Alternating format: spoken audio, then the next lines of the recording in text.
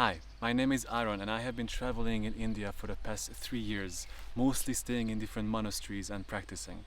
So I want to give you a list of the maybe best is not the right word, the most accessible monasteries for people to come for practice. So let's start with the one I'm in right now, which is called Thosamling. Thosamling is a nunnery that has been founded for and by international Buddhist nuns. And it's a beautiful place for people to come and practice, and although it is mostly tailored towards female practitioners, it is also welcoming men, as you can see, to stay here and to practice.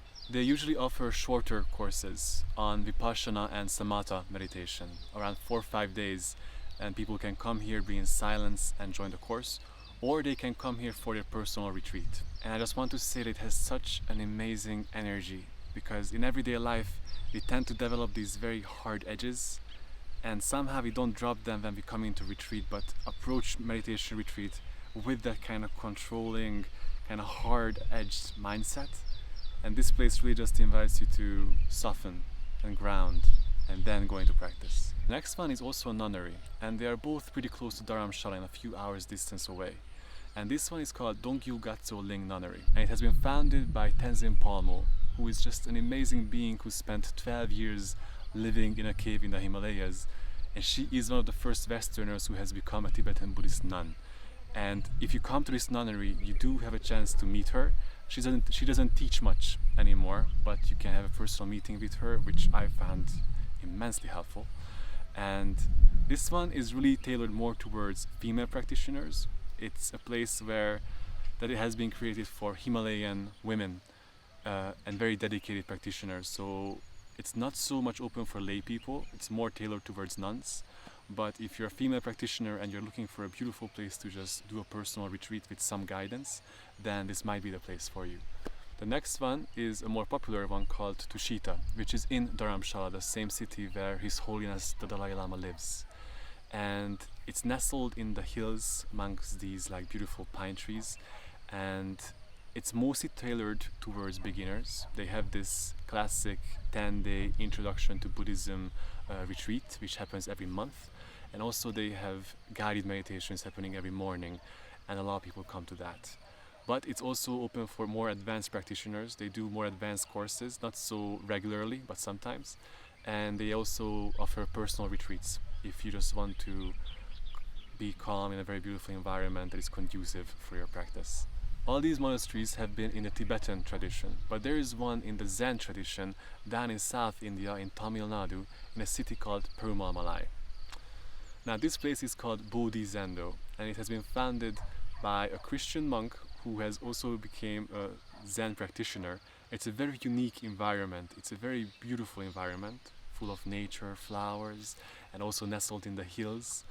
And they offer these short courses, around 3-5 day sessions, where you do about 5 hours of zazen practice each day and stay in silence. But you can also go there not for a course, but just to stay there, to do some karma yoga, to stay around. And there's a really nice and kind teacher who introduces you to the basics of zazen meditation. And there's a really beautiful community there of practitioners, a very calm, nice, beautiful environment where you can learn about Zen Buddhism in a very unique way.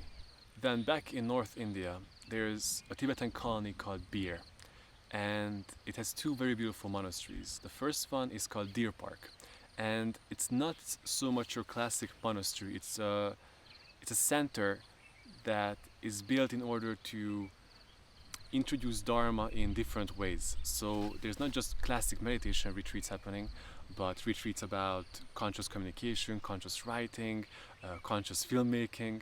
And Dzongtsar Khyentse Rinpoche, who has founded the place, is very much in line with Buddhism in action and how you can bring the Dharma in not just sitting on the cushion, but into everyday life and being engaged in the world. And so they have a lot of beautiful courses tailored towards this aim of bringing the Dharma, bringing the conscious meditative mind into action, into interacting in the world.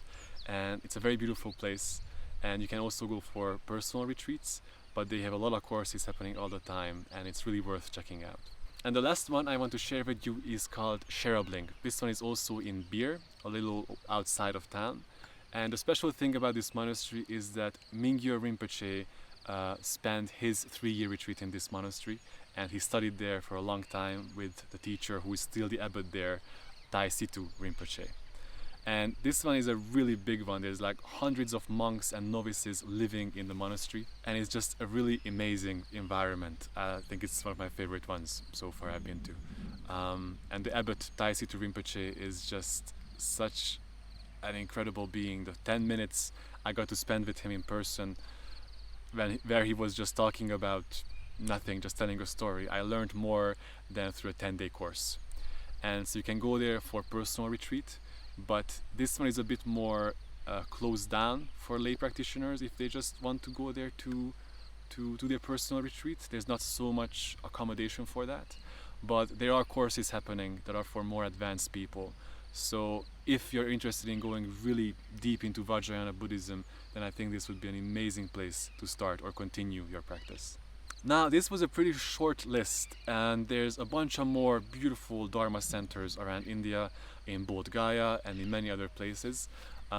There's also all the Goenka retreats, the classic 10-day sitting Goenka style Vipassana retreats that are happening all over India. I find that the Goenka retreats are hit or miss for people, sometimes a bit too difficult for beginners to start there, so maybe it's better to start somewhere else, maybe one of the places I mentioned before. But it's definitely a beautiful experience if you sign up for that. And please, if you know any other monasteries that I haven't mentioned, then please share in the comments so people can have access to it. If you enjoyed the video and found it helpful, then please consider subscribing. It might seem like a small thing, but it really does help me a lot to keep the work going. And I really hope to see you soon.